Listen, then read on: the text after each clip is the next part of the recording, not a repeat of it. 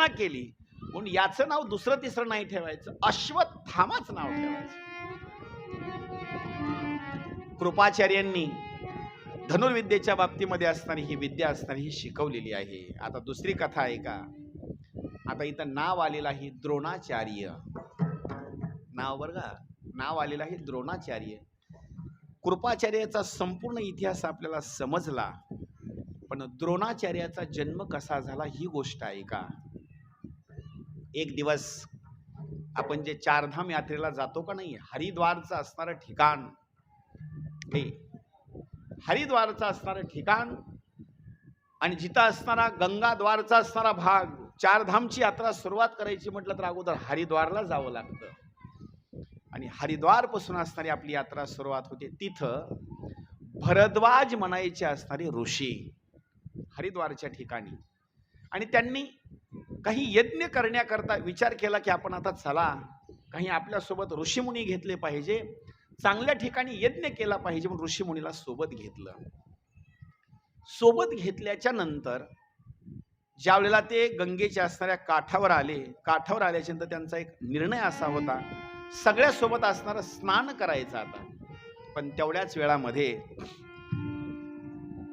घृताची नावाची अप्सरा, नाव लक्षात ठेवा, घृताची नावाची अप्सरा ऋषी येण्याच्या अगोदरच त्या घृताच्या नावाच्या अप्सरेनं स्नान केलं होतं आणि स्नान केल्याच्या नंतर ती घृताची नावाची अप्सरा वस्त्र बदलत होती आणि वस्त्र बदलत असताना काही स्वरूपामध्ये त्या अप्सरेचं दर्शन या भरद्वाज असणाऱ्या ऋषींना मुनींना झालं.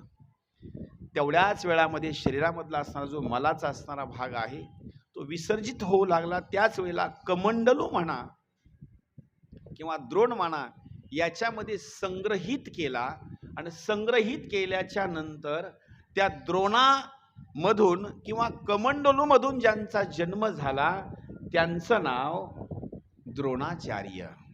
आता हे द्रोण लोकांना समजणार नाहीत. जुन्या काळामध्ये आपण गावाकडे जे जेवण करत होतो का नाही, पळसाच्या पानाचे द्रोण असायचे आणि या द्रोणामध्ये त्यांचं असणारं जे मल आहे, मल असणारा त्याच्यामध्ये त्यांनी पकडल्याच्या नंतर द्रोणाचार्याचा असणारा जन्म त्या द्रोणापासून झालेला आहे म्हणून त्यांचं नाव द्रोणाचार्य आहे. आता सुंदर स्वरूपामध्ये द्रोणाचार्य आपल्या वडिलांच्या इथं सुंदर स्वरूपामध्ये शिक्षण असणारे घेत होते. त्याच कालावधीमध्ये एक राजा होता, त्या राजाचं नाव आहे पृषद. नाव लक्षात ठेवा, पृषद म्हणायचा असणारा राजा आहे. हे नाव आपण कधी ऐकलेले नाहीत. त्या राजाच्या पोटी एक असणारा मुलगा, त्याचं नाव द्रुपद. आता थोडं लक्षात येत असेल तर बघा, द्रौपदी आपल्याला माहिती का नाही, द्रौपदीच्या वडिलाचं नाव आहे द्रुपद आणि द्रुपदाच्या वडिलाचं नाव आहे पृषद.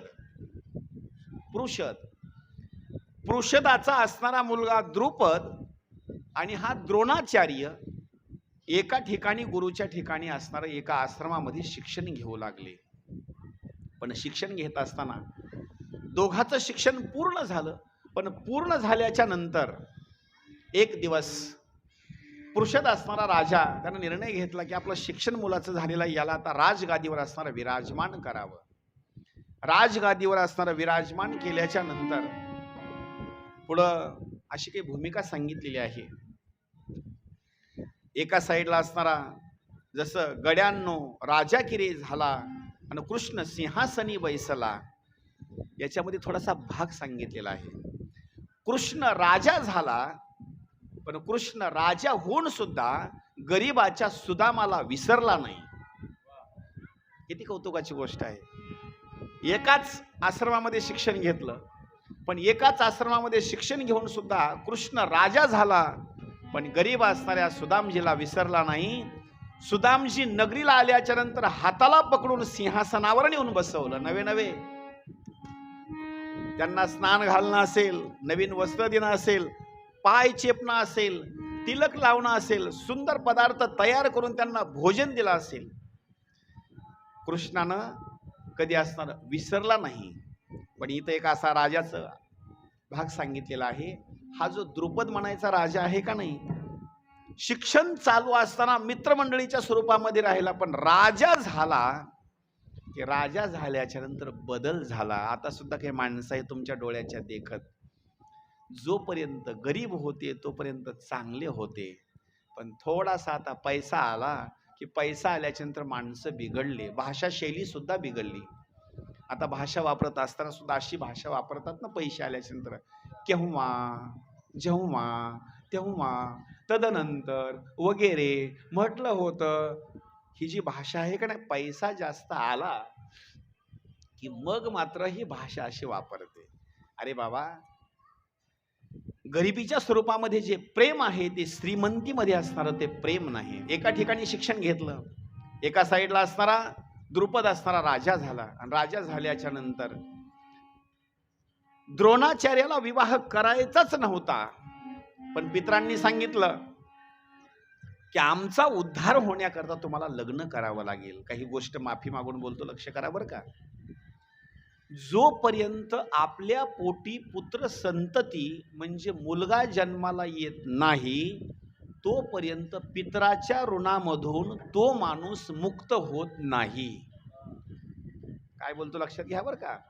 माणसानं ब्रह्मचरी राहण्याचा जो भाग आहे हा शक्यतो टाळायचा. याला सुद्धा एक भाग सांगितलेला आहे का, जीवन जगत असताना तुम्हाला 4 आश्रम सांगितले ना, त्या 4 आश्रमासारखं राहणं, क्लिअरच ब्रह्मचारी राहू नका ना.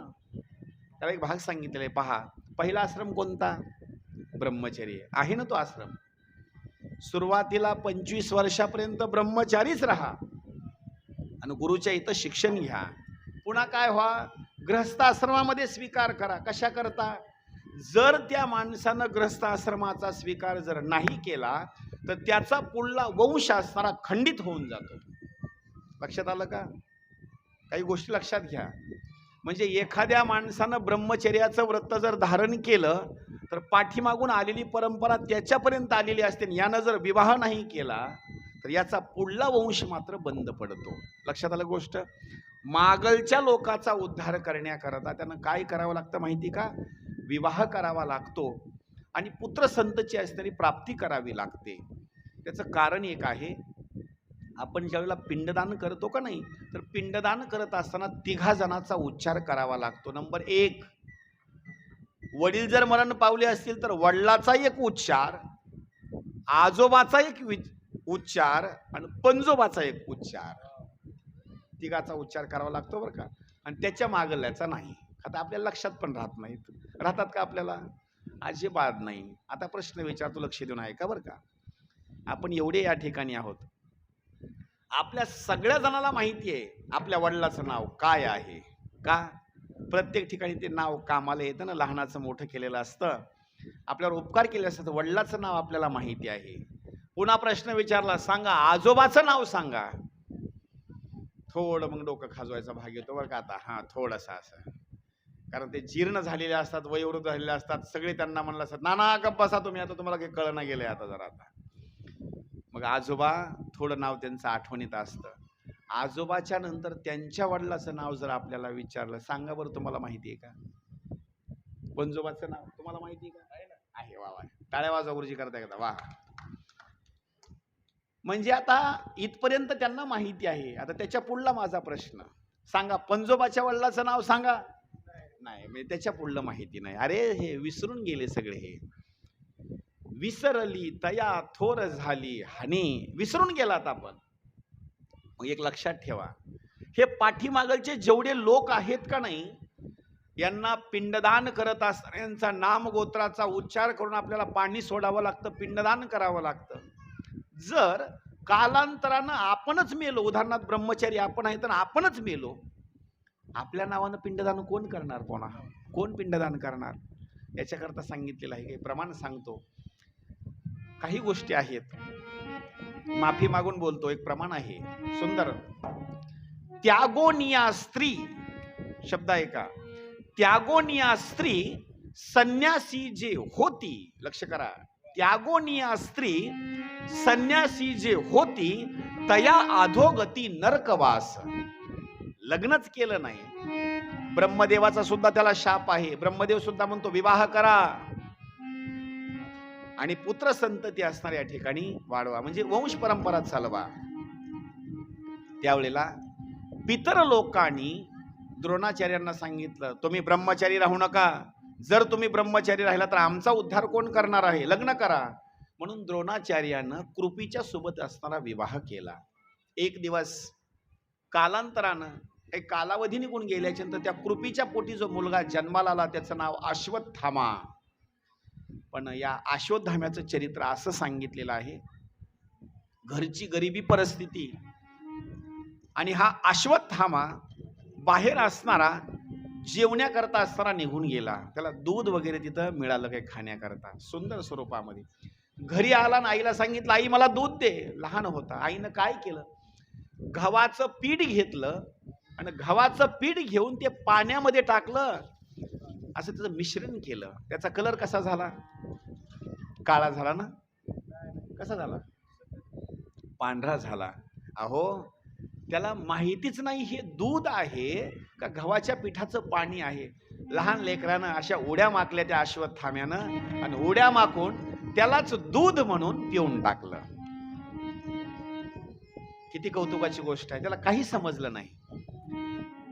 त्यावेळेला निर्णय घेतला, आपली गरिबी परिस्थिती आहे, काय करावं काय करावं. लेकरू पांढरं असणारं गव्हाच्या पिठाचं पाणी पितं दूध म्हणून. बापानं खाली मान घातल्याने विचार केला, काय करावं या गरिबीला. आता त्याला फार वाईट वाटलं, पण आता काय करावं, लेकराला दूध पाहिजे आहे. कुणाकडून गाय आणावी, कुणाकडून गाय आणावी. लक्ष करा बरं का. दान घेत असताना सुद्धा अशा माणसाकडून दान घ्या की दान घेतल्याच्या नंतर त्याचा संसार बंद नाही पडला पाहिजे.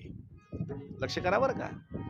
जरी तो आपल्याला दान देत असेल तर त्याचा संसार बंद नाही पडला पाहिजे. दान घेत असताना त्याच्याजवळ भरपूर असावं. आपल्या काही म्हणी सांगतो, फसवा हो, एखाद्या माणसाला फसवा, पण फसवत असताना श्रीमंताला फसवा एखाद्या वेळेस. कशा करता? त्याजवळ पैसा आहे, 1-2 लाखाला जरी टोपी टाकली तरी काही होत नाही.